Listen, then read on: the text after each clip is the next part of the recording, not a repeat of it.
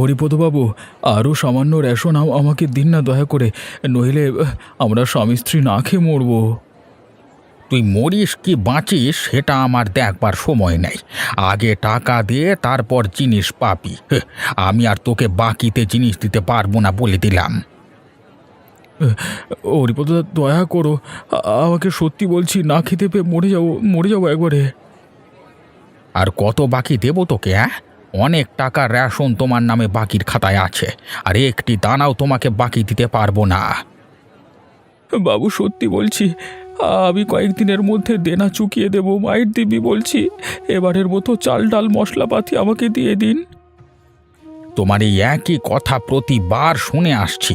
এই আগামী মাস করতে করতে 6 মাস হতে চলেছে। এভাবে তোমাকে বাকিতে দিতে থাকলে আমি পথে বসবো। সত্যি বলছি, আমি আগামী মাসে সব বাকি টাকা দিয়ে দেব, দয়া করুন এবারের মতো। দূর হ বলছি। বললাম তো আমার দোকানে কোনো অনুরোধ রাখতে পারবো না আমি। বেরো বেরো এখান থেকে, চলে যা দোকান থেকে। ঠিক আছে, চলে যাচ্ছি। এই যে শুনছো, একটা কথা ছিল। আহা, ডাকলে তো পেছন থেকে। তোমাকে কতদিন না বলেছি আমাকে কাজে যাবার সময় পেছন থেকে ডাকবে না। আমার ভুল হয়ে গেছে, আর কখনো ডাকবো না তোমাকে পেছন থেকে। আসলে একটা কথা বলার ছিল। আরে, কথা বলবার ছিল যদি আগেই তো বলতে পারতে, নয়তো ওই সন্ধেবেলায় বাড়ি ফেরবার পর বলতে পারতে। ঘর থেকে বের হবার সময় কেন পিছু ডাক দিলে তুমি? বললাম তো আর ডাকবো না, কিন্তু কথাটা তো শোনো আমার। আরে বলো বলো, তাড়াতাড়ি বলো। বলছিলাম যে আমার না খুব বড় মাছ খেতে ইচ্ছে করছে। তুমি কাজ থেকে ফেরবার সময় বাজার থেকে বড় মাছ আনবে গো আমার জন্য। আদিক্ষেতা, বড় মাছ খেতে ইচ্ছে করছে? আমি পারবো না ওসব মাছ টাছ আনতে, আমার কাজে ফেরবার পথে। ধ্যাৎ। আমার ইচ্ছেটাকে গুরুত্বই দিল না। অবিনাশ কাকু বাড়িতে আছেন? ও, তুমি নগেনের মেয়ে পূজা, তাই না?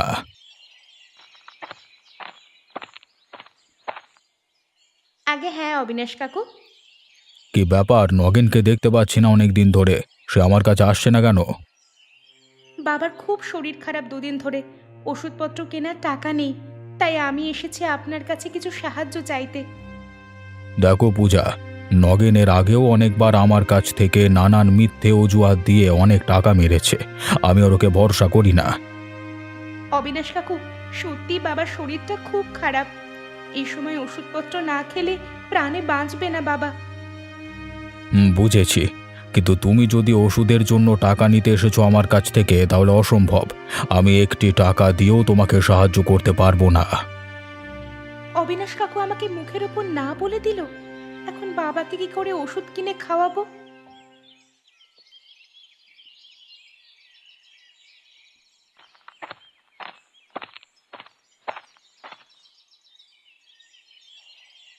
ওহ, তুমি এসে গেছো? কই কই, দেখি দেখি কি এনেছো। খিদেতে পেটটা একেবারে মোচড় দিয়ে উঠছে। কি গো, মুখ লটকে বসে আছো কেন? শুধু সব সময় খাই খাই, এবার আমাকেই খেয়ে ফেলো না, আর ভাল লাগে না। মরণ! তোমাকে খেয়ে পাবোটা কি?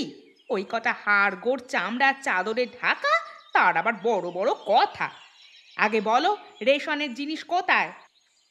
হরিপদবাবু আমাকে আর রাশন দেবেন না। আগের থেকে অনেক টাকা আমার নামে ওনার বাকির খাতায় আছে, তাই অনেক অনুরোধ করবার সত্ত্বেও উনি বাকি দিতে রাজি হলেন না। ও মা গো, হরিপদবাবু মানা করে দিলেন? এবার আমি কি করে খাবো? সেই সকাল থেকে একটা গোটা কাঁঠাল খেয়েছিলাম, ব্যাস। ওইটুকানি খেয়ে কি আর থাকা যায় বলো? সাধু কিচ্ছু খায় না যেন, শুধু 1 কেজি দুধের পায়েস খায়, যত সব। কি বিড়বিড় করে বলছো শুনি? এভাবে হাত গুটিয়ে বসে থাকলে হবে? আমার জন্য খাবার ব্যবস্থা করো, খিদেতে আমার মাথা ঘুরাচ্ছে। তোমার এত খিদে পায় কোত্থেকে শুনি? তোমাকে খাওয়াতে খাওয়াতে আমি ধনে প্রাণে মরে গেলাম, তাও তোমার খিদে মেটাতে পারছি না আমি। কি বললে তুমি? আমি বেশি খাই বলে তোমার হরিপদ কাকুর দোকানে বাকি হয়েছে? ভুলে যেও না, আমি তোমার বিবাহিত স্ত্রী। তুমি আমার ভরণ পোষণের দায়িত্ব নিয়েছো। সেটাই তো আমার জীবনের সব থেকে বড় ভুল, তোমার মতো পেটুক মহিলাকে বিয়ে করা। কি? তুমি আমায় পেটুক বললে? তোমার এত বড় স্পর্ধা! নিজের কথা ভেবেছো একবার? মুড়ে বলদ কোথাকার, বউ খাওয়াতে পারে না। লতা, হরিপদ কাকুর দোকানে তোমার জন্যই এত ধারে পড়েছি আমি। এরপরও যদি বলো আমি তোমার খাবারের জন্য কিছু করি না, তাহলে আর বলবার কিছু নেই। কোন মুখে কথা বলে শুনি? কিছু বলার মুরদ আছে কি তোমার? মুড়ে কোথাকার। লতা, তুমি যদি এভাবে আমাকে কথা শোনাও তাহলে কিন্তু আমি একটা কিছু করে বসবো। আর আর কিছু ভাল লাগছে না আমার। আচ্ছা আচ্ছা, শোনো, একটা কথা বলি।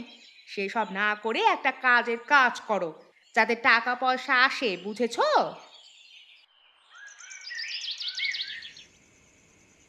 কিরে পূজা, তোকে একটা কাজে পাঠালাম সেটাও করতে পারলি না? সত্যি ভাবতে কষ্ট হয় তুই নাকি আমার মেয়ে কলা। ধ্যাৎ।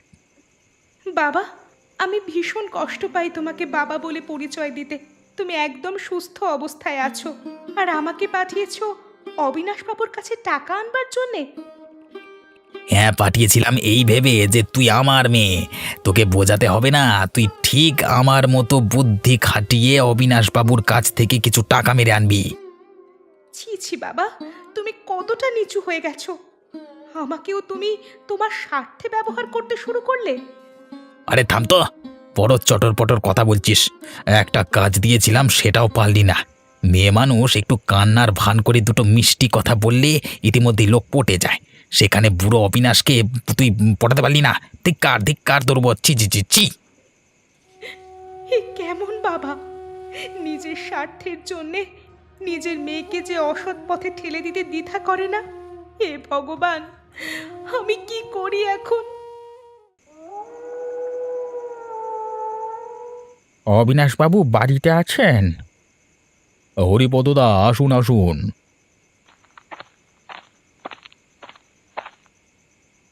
কেন ডেকে পাঠিয়েছেন আমাকে জানতে পারি?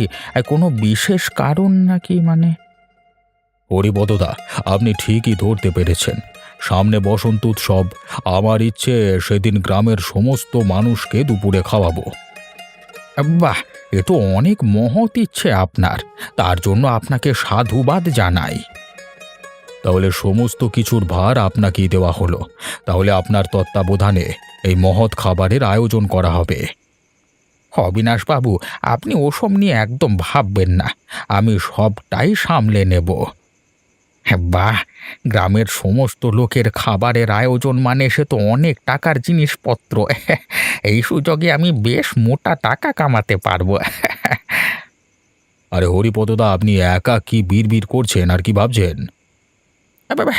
না না অবিনাশবাবু, আমি আপনার আয়োজনের কথাই ভাবছিলাম। বলছিলাম আপনি কি কি খাবারের পদ করতে চাইছেন শুনি। গোবিন্দভোগ চালের ভাত, সোনামুগের ডাল, পটলের দোরমা, কাতলা মাছের কালিয়া, খাসির মাংস আর কাঁচা আমের চাটনি, তার সাথে মিষ্টি দই আর রাজভোগ। বাহ, অবিনাশবাবু আপনার পছন্দের তুলনা নেই। হবে নাই বা কেন? হ্যাঁ, গায়ে যে আপনার জমিদার বংশের রক্ত বইছে। আমি একটা পদ যোগ করতে চাইছি, যদি আপনি অনুমতি দেন আর কি। হরিপদদা, নিঃসন্দেহে বলুন। যদি কাতলা মাছের মাথা দিয়ে মুড়ি ঘন্ট করা যায় তাহলে সোনায় সোহাগা। হ্যাঁ, গ্রামের লোকেরা এই উৎসবের ভাণ্ডার চিরকাল মনে রাখবে। হে ভগবান, আমার আর ভালো লাগছে না। এদিকে পেটুক বউকে খাওয়াতে খাওয়াতে আমি নিঃস্ব হয়ে গেলাম, আর ওদিকে কোনো কাজ ও সন্ধান খুঁজে পাচ্ছি না আমি।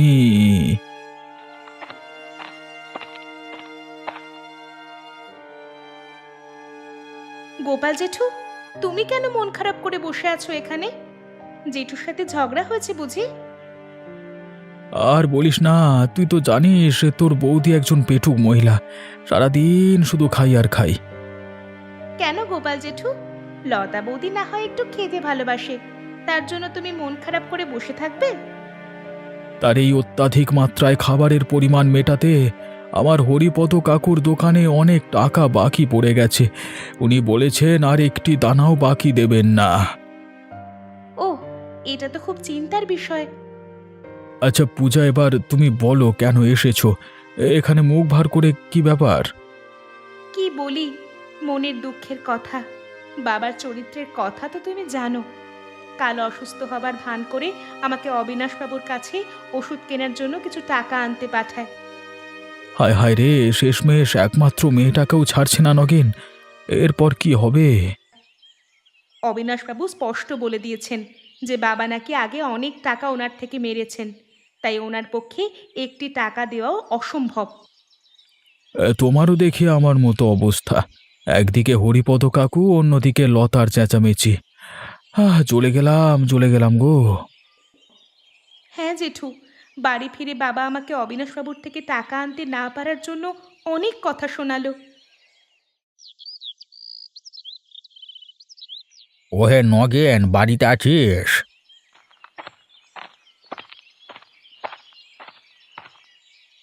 ও হরিপদ কাকু, হঠাৎ আমার বাড়িতে? একটি বিশেষ দরকারে তোমার সাহায্য চাই, সে ব্যাপারে কথা বলতে এসেছি। বিশেষ ব্যাপারটা কি জানতে পারি? মোড়ল মশাই আমাকে গ্রামের সমস্ত লোককে নিমন্ত্রণের ভার দিয়েছে। আমার একার পক্ষে এটা সম্ভব হবে না, তাই তোমার সাহায্য চাই। হঠাৎ মোড়ল মশাই গ্রামের সমস্ত লোককে কেন নিমন্ত্রণ দিতে চাইছে? এইবার উনি ওনার বাড়িতে বসন্ত উৎসবের আয়োজন করবেন, তাই গ্রামের সকলকে উপস্থিত থাকবার নিমন্ত্রণ দিতে বলেছেন। হরিপদ কাকু, আমাকে ক্ষমা করবেন, আমি আপনাকে এই ব্যাপারে কোনো সাহায্য করতে পারবো না। আসলে আপনার প্রতি আমার কোনো ক্ষোভ নেই, কিন্তু ওই অবিনাশবাবুর কোনো কাজে আমি নেই। নগেন, এমন কথা বলো না। অন্তত আমার মুখের দিকে চেয়ে না হয় আমাকে সাহায্য করলে। এত লোকের মহাভোজের আয়োজন আমি একা সামলাতে হিমশিম খাবো, তাই তোমার সাহায্য চাই। মহাভোজ? মোড়ল মশাই মানে মহাভোজের আয়োজন করেছেন? কি কি খাওয়াবেন? কি কি খাওয়াবেন না সেটা বলো। গোবিন্দভোগ চালের ভাত, সোনামুগের ডাল, পটলের দোরমা, কাতলা মাছের কালিয়া, মুড়ি ঘন্ট, খাসির মাংস, কাঁচা আমের চাটনি, মিষ্টি দই, রাজভোগ। ওরে কলা, আমার জিভ দিয়ে জল টপকাচ্ছে টপাক টপাক করে। কাকু, আমি তোমাকে সাহায্য করতে রাজি আছি। তুমি এত করে যখন বলছো, মানে আমার মানে বুঝতেই পারছো আমি তোমার কথা কি করে ফেলি বলো। এই মহাভোজ কোনোভাবেই এড়িয়ে যাওয়া যাবে না।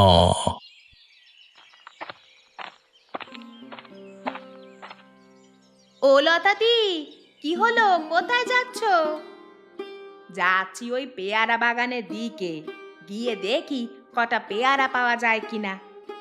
তোমার চেহারা অনেক খারাপ হয়ে গেছে, তুমি অনেক শুকিয়ে গেছো গো লতাদি। আর বলিস না, খেতে না পেয়ে আমার চেহারার এই দশা। তোর গোপাল দা একটা কুঁড়ে মানুষ, কোনো কাজই সে করে না, তাই রোজগারও নেই, আর তাই সংসারে তার জন্যই অভাব অনটন।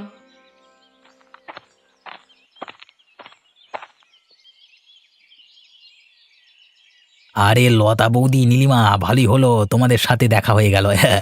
তাহলে তোমাদের নিমন্ত্রণটা সেরেই ফেলি। হ্যাঁ নগেন, তুমি আমাদের নিমন্ত্রণ করবে?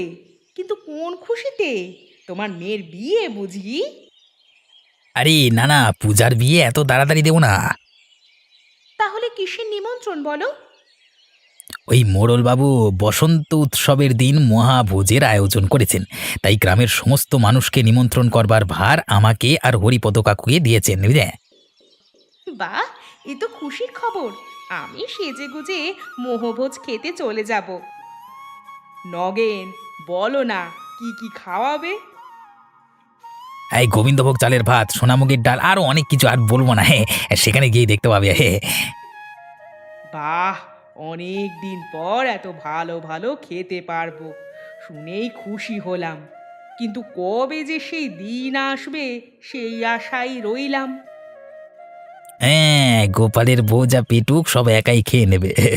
আরে 10 জনের খাবার একাই নাকি খেয়ে ফেলে শুনেছি। গোপালদার জন্য করুণা হয়।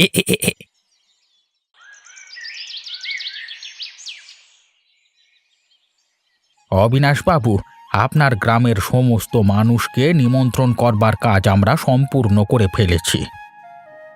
অনেক অনেক অভিনন্দন। হরিপদবাবু, আপনি না থাকলে আমার পক্ষে এত বড় আয়োজন করা অসম্ভব হতো। সে তো আমি আপনার সাথে সর্বদাই আছি, তবে শুধু আমাকে বললে কি করে হবে? আমি নগেনকেও সাথে করে নিয়েছিলাম, কারণ আমার একার পক্ষে একদমই সম্ভব ছিল না। বেশ বেশ, ভালো করেছো। আমি দুজনের উপর বেজায় খুশি। দুজনে মিলে বাজার, হাট, প্যান্ডেলের ব্যবস্থা সবকিছুই করতে হবে। অবিনাশবাবু, আপনি চিন্তা করবেন না, আমরা আছি। আপনার সব কাজ আমরা খুব ভালোভাবে সামলে নেব। মহা আনন্দে বড় করে মহাভোজের আয়োজন করো, তার জন্য আমি একটুও কিপটেমি করব না। আরে গ্রামের বসন্ত উৎসবে সমস্ত লোক মহাভোজ খুব আনন্দ করে খাবে।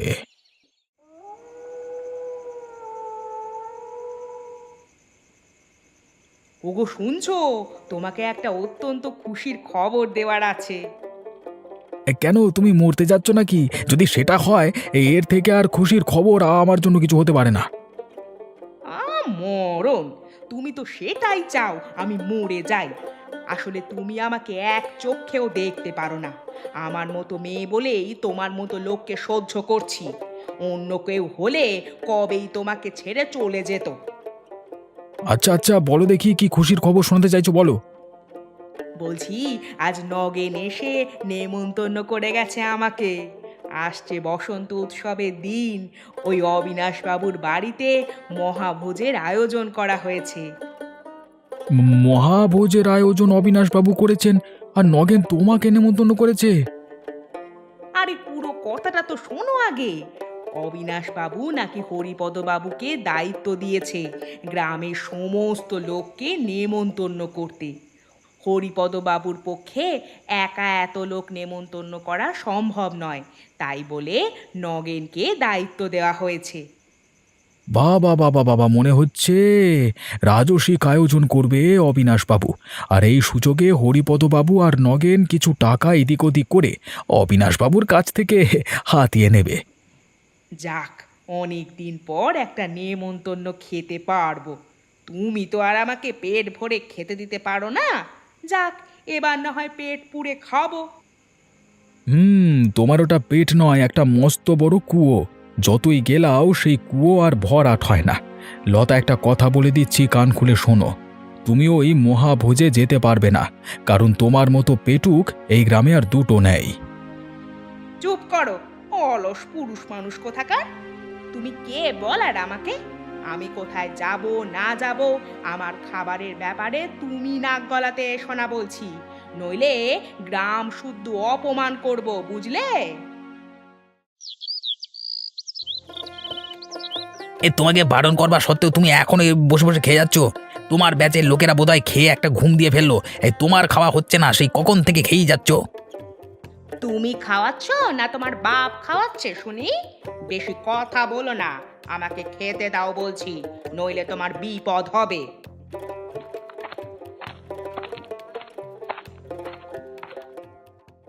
কি হলো, কি কি হলো?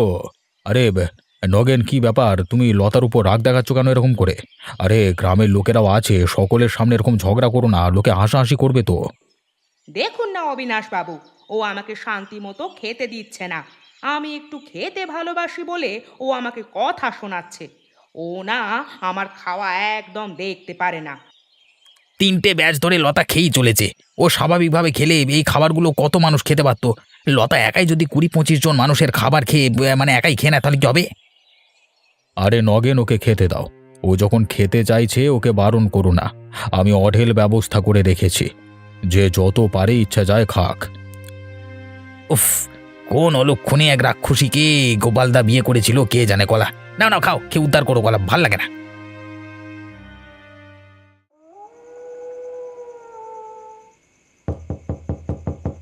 অবিনাশবাবু, ও অবিনাশবাবু, একটু দরজাটা খুলবেন, আমি বিপদে পড়ে এসেছি আপনার কাছে। গোপাল, এত রাতে কি হলো আবার? কারোর কোনো বিপদ নাকি? আগে আমার স্ত্রী লতার খুব পেটে যন্ত্রণা করছে। ওকে কতবার বলেছি কম করে খেতে, কিন্তু কে কার কথা শোনে? হাজার বারণ করবার সত্ত্বেও ওর মতো করে হামলে খেয়েছে। এখন পেটের ব্যথায় অস্থির চিৎকার করে কাঁদছে। আরে এটা তো সবাই জানে তোমার বউ খুব পেটুক, কি আর করবার আছে? যার যেমন চরিত্র, তবে লতাকেও একটু ভেবে চিন্তে খেতে হতো। মানে উৎসব বাড়ির রান্না তো একটু মশলাপাতি বেশি দেওয়া হয়, সেই সব রান্না পেট ঠেসে খেলে এমনই হয়। সেই জন্যই ওকে আমি আসতে বারণ করেছিলাম। আজকে এই লতার জন্যই আমি ধারে পড়েছি। হরিপদ কাকার দোকানে আজকে অনেক জিনিস ধার হয়ে আছে। এই রাক্ষসীকে খাওয়াতে খাওয়াতে আমি নিজে শেষ হয়ে যাব বাবু। বলি কি, এক প্রকার ভালোই হয়েছে, পেটের ব্যথা হয়েছে, এবার হয়তো লতা কিছুটা শিক্ষা পাবে, এক প্রকার তুমি নিস্তার পাবে। ঠিক আছে বাবু, কিন্তু পেট ব্যথা বেশি হয়ে গেলে পরে আরও কেলেঙ্কারি হয়ে যাবে। এত রাতে তাকে যদি হাসপাতালে নিয়ে যেতে হয় তাহলে তো এক বিপদ। তার চিকিৎসা করবার টাকা কোথায় পাবো? গোপাল, তুমি চিন্তা করো না, আমি একটা ওষুধ দিয়ে দিচ্ছি, তুমি এখানে দাঁড়াও। এই নাও গোপাল, এই ওষুধটা এক্ষুনি এই লতাকে খাইয়ে দাও, আশা করি শীঘ্রই আরাম পাবে। ধন্যবাদ অবিনাশবাবু, আপনাকে অসংখ্য ধন্যবাদ।